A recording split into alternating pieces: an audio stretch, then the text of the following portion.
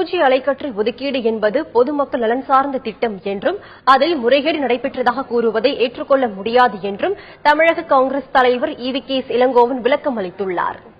2G வழக்கு என்பது ஹைதராபாத்து செய்தி. இன்னும் குற்றச்சாட்டு வழக்கு நடந்து கொண்டிருக்கின்றது.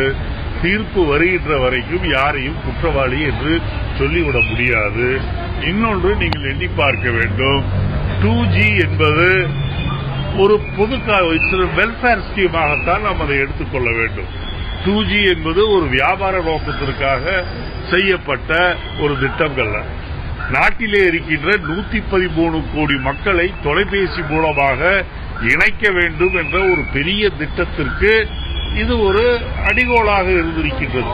ஆகவே இது ஒரு மக்கள் நலத்தை சார்ந்த ஒரு திட்டமே தவிர இது வியாபார நோக்கத்தோடு செய்யப்பட்ட திட்டம் கிடையாது.